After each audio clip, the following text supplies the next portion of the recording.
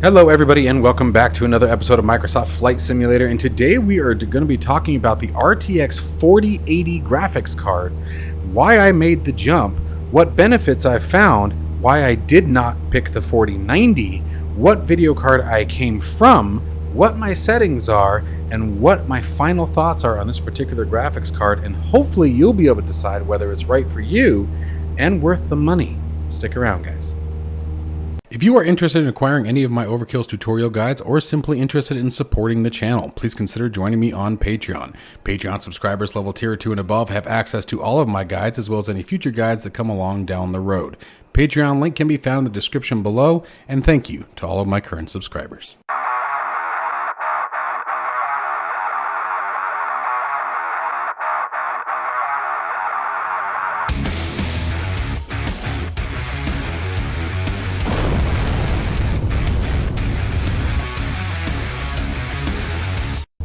Okay guys, so right out of the gate, let's get started. My previous video card was an RTX 3080 graphics card.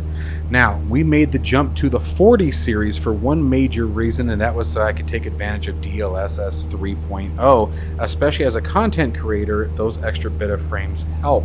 But we're going to talk about significantly more than that today. So for example, right now I want you guys all to be aware of the FPS counter that is running up in the top left corner of the screen. I also want you guys to be aware that at the current moment, DLSS 3.0 is not enabled.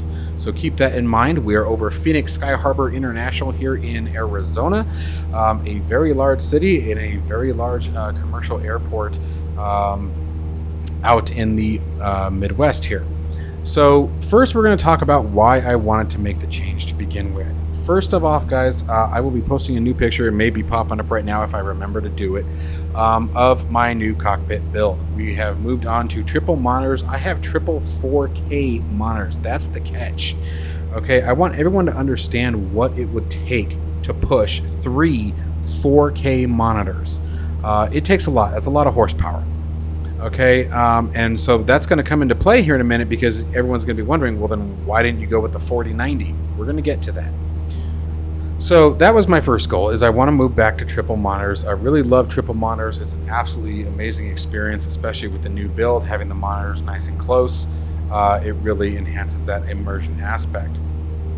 But let's talk about price point first. That's the biggest thing that you have to consider when it comes to any kind of upgrade, in my personal opinion. And the best way to think of any purchase, I mean, no matter what you're buying, what is the cost to benefit, right? How much are you spending, and is the benefit that you're gaining from that expenditure worth what you're paying? The 4090 series graphics card, as far as I can tell, most of what I found started for the decent versions, decent producers, at about $1,800. Now, the one that I was really looking at was a 4090 with a water block, in which case it was $2,000. The 4080 series card that I picked up was the MSI 16 gigabyte graphics card for $1,200 on Amazon. That's a major difference, you guys. That is anywhere from $600 to $800 in variance between the different cards, depending on which one you go with. Now, so first let's talk about what the benefit was and why I went with the 4080 instead of the 4090. First one was obviously the concern of the power delivery system on the 4090s. Yes, I believe it sounds like most of the issues with the 4090 have been alleviated. For those of you who are unaware, the 4090s, when upon launch, had a major issue with the power delivery system catching fire. Basically, at the point where the plugs would actually plug into your video card, they would set fire. They'd get too hot. Now, I believe, for the most part, my understanding is that has been pretty much resolved by now. But I do know that there are still many issues with drivers and compatibility, and they're not what you would call a plug-and-play video card from what I am hearing. Now, that's not, before anyone starts jumping in the comments saying, oh, I haven't had any problem with it. There are thousands of problems that we all experience with computers that you may never run into, and that's totally fine. For Microsoft Flight Simulator, it may absolutely be a plug and play, and your app just plug it in, you go, you install the drivers, and have a great time. Perfect. The thing is that there are potentials, especially me being a content creator and also using my computer for my day-to-day work job, blah, blah, blah. There's a bunch of other things that I use it for where I had to take that into consideration. This is not just a dedicated simulator rig, and it is certainly not just dedicated to Microsoft Flight Simulator. So that was an account that I had to take into consideration when making my purchase. So before anyone starts jumping on the Nvidia bandwagon and defending everyone across the board, just hear me out for a second. And by the way, I have been Team Green for a very long time, so it's not that I'm trying to shoot them down. So, moving on with that. So I had to take that into consideration that there are still some driver issues. There are still some program issues with the 4090s series cards that seem to be causing some problems and headaches more than anything with a lot of other third-party applications. And I just really didn't want to deal with that if I didn't have to. Second, when we start looking at the cost to benefit in comparison to my old graphics card, the 3080 to the 4080 saw an almost 60% increase in performance across multiple titles when doing reviews. I spent almost 2 weeks on a daily basis watching video after video after video comparing 4090 to 3080, 3080 to 4080, 4080 to 4090. I mean, I was just video after video after video after video watching everybody in their frame rates and the comparisons, which by the way is why I am not doing a comparison. I had thought about running a comparison showing you guys the 3080 to the 4080, and then I thought, you know, there are so many of them out there, guys. It's just, trust me, you guys can pull it up and Google YouTube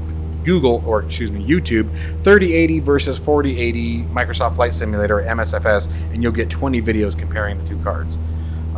So that's not necessary. What I wanted you guys to get from this video was more of my personal reasons to why and the more in-depth view beyond frames per second. Okay, so the biggest thing that I found was that at an almost, call it what it is, no matter what, even if I went with the $1,800 version after tax, shipping, blah, blah, blah. I mean, shipping was free with Prime, but you guys catch the gist. After tax and everything, we were still looking at almost $2,000 out the door for a 4090 card, where I was $1,270 some out the door on its way to my doorstep with the 4080. Now the 4080, between the 4080 and the 4090, I can tell you right now that it probably would have handled my 3 4K video card or 4K monitors significantly better than my 4080. I probably would have gained about 20 to 30% more frames per second. With that being said, here's the kicker that I will tell you guys right now. DLSS, at least for me, my experience so far, DLSS 3.0 does not work for crap with triple monitors. In Microsoft Flight Simulator specifically, it does not like it. Every time I try to, I'll show you guys what I do, actually.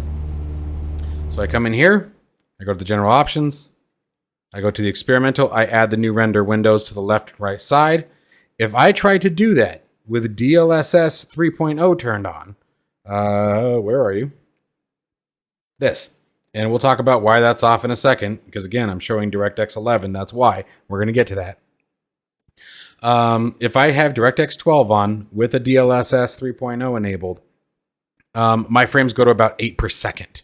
Where on DirectX 11, doing exactly what I did, adding the 2 new render windows, I can get this down. This normally comes down to about 23, 24 frames per second.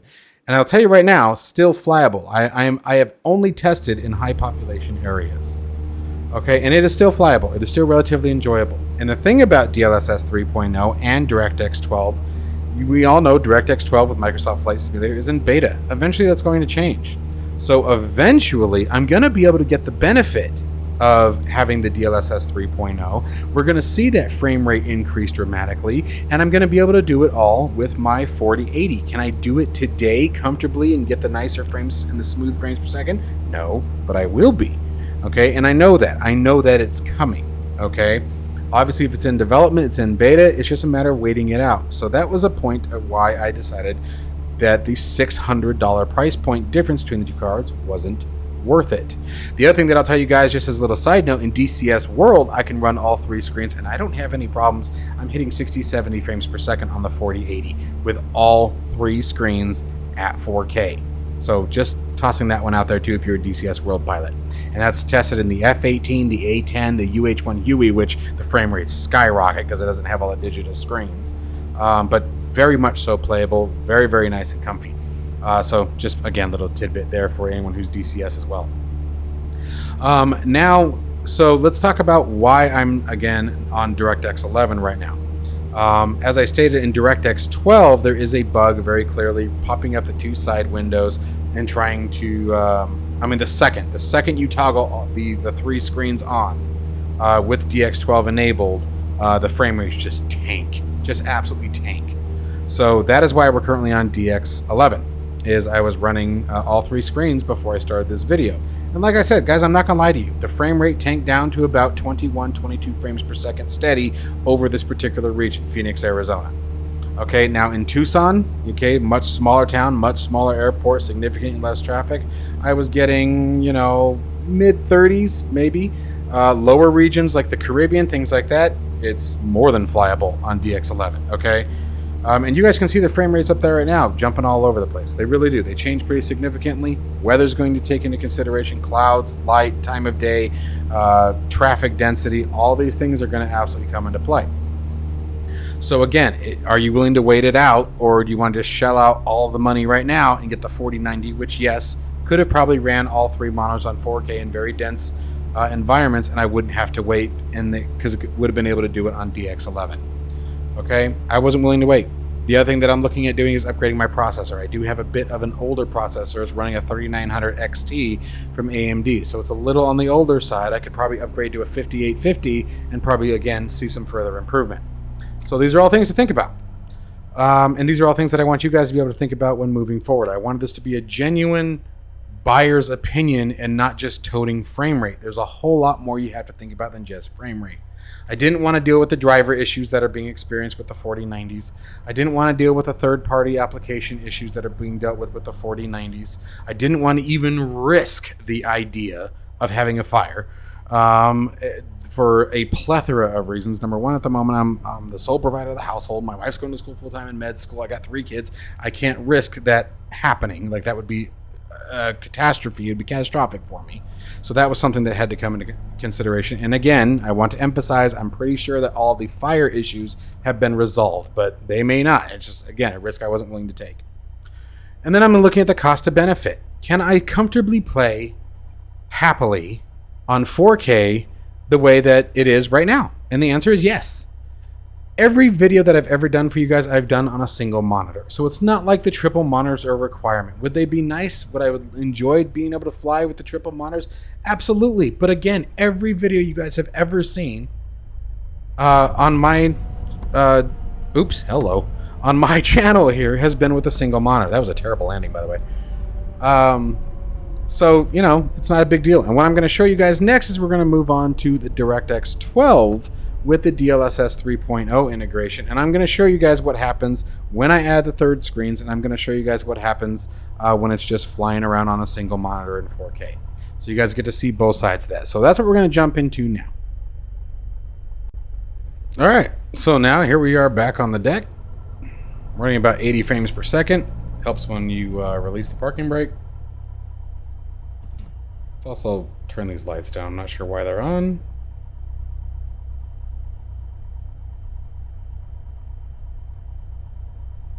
There we go. All right, let's go.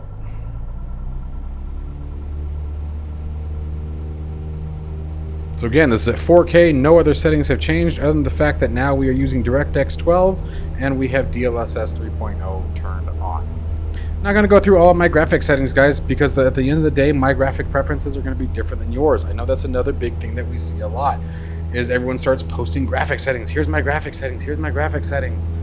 Find the settings that work for you and then determine what you're willing to sacrifice, guys. I have preached that for days and days and days. And then I recommend going to FPS and further deciding what you're willing to sacrifice and let go of in order to make a happy flight simulation experience. So as you can see, again, here we are sitting at about 70 to 80 frames per second, bouncing back and forth depending on what we're doing and what we got going on. And these are all things that I am perfectly happy with. Like, this is absolutely not bad for me at all. You know, I can totally live with this. Again, this is only the Cessna 172. This is the steam gauge, right? So Obviously, there are significant other factors. You could go from plane to plane, developer to developer. All those things are going to come into consideration on what you decide to buy. And whether or not, again, the upgrade is worth it for you. I can tell you right now that one of my goals is actually to step down from 4K, and that was the other thing that I wanted to consider, is I want to actually bring up my monitor size. So right now I'm running 3 times 28-inch 4K monitors, and I think I want to come down in resolution and up in size. I want to get at least 3 32-inch, maybe even larger, maybe go significantly bigger than that. We'll see, what money looks like over the next coming, months. But I would like to move on to larger screens, lower resolution, higher refresh rate, because that's going to be, increase the experience again. So these are all things that we can do. The other thing that I'll tell you guys right now is in testing, and this can absolutely affect frame rate in the sim, and I wish I had thought about this sooner. But if I show you guys, let me go ahead and pause this for a second. And I'll show you guys something else that's interesting about what I have going on right now. If I go to display settings,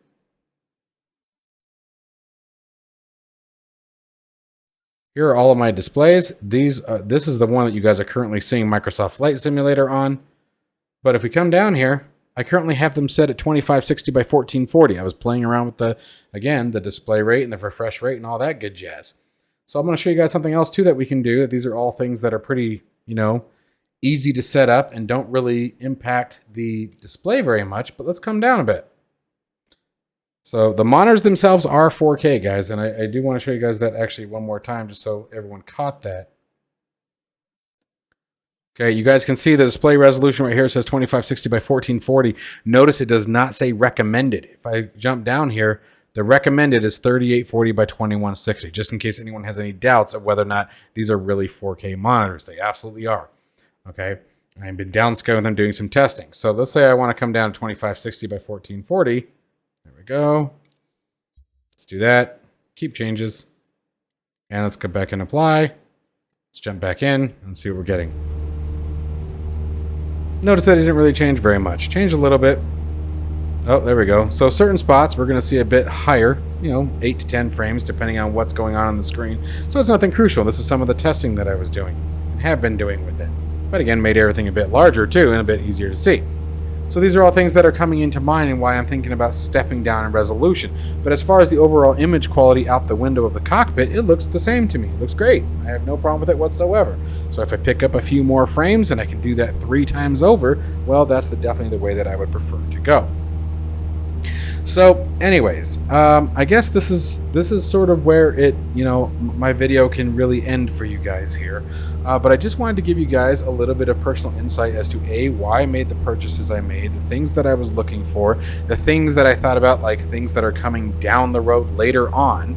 DirectX 12 coming out of beta at some point, DLSS 3.0 working with all 3 monitors active, the desire that I have to go with even bigger screens, less resolution. Again, that's going to reduce the load on the computer. Because I actually don't know if reducing the system resolution has any impact that the graphics card still sees a 4K monitor and then just downscales the image. So I actually have to do more research on that, whether or not that actually makes it jerk a difference. You guys catch the gist in the word that I wanted to use there. So these are all things that I highly recommend that you guys take into consideration when making your purchases as well. The 4090, yes, it's the NVIDIA flagship right now. It's not the end-all be-all, and you also have to ask yourself, can your computer handle it? The other thing that I would look into is CPU. Remember, if your CPU can't send the frames fast enough to the video card, you can buy the most expensive video card and not gain a single frame. So those are things that you're going to want to look into as well. But I wanted you guys to just get a bit more of an understanding of why I made the purchase that I made, and that it's not just about, showcasing frames per second. You got to go beyond that when thinking about the video card that you want to purchase and the upgrades you want to make to your flight simulation experience, because there's so much more to it, and it can all absolutely end up costing you more money in the end than what the video card itself. We always talk about video cards, but there's so much more to it, and there's so much more still limiting the frames per second possible no matter what simulator you're in. So anyways, I really hope that you guys enjoyed this video. I hope that you found it useful. I really tried to stay away from the, oh, look at the FPS, look at the FPS, look at all the FPS you'll get, because that's just not the case. It also depends on so many other things, what type of hard drive you have, the hardware that you built, the software that's running in the background. All those things are going to determine what your FPS can really come out to be. As you guys are seeing with me, what kind of resolution are you running? What resolution are you wanting to go to? You know, so these are all things that I hope that you guys found a bit more useful in this particular video than some of the others that are just showcasing FPS and talking about how great the 4090 is. And that was sort of one of the things that got really annoying to me, and why I started hunting for videos specifically on the 4080, is to determine, is it really that great, or is the 4090 just what everybody is talking about? Anyways, as always, guys, stay safe and healthy, and I will see you all in the next one. Be sure to check out Flight Sim Expo 2023, guys. Overkill Simulations is going to be there. Anyways, take care, guys.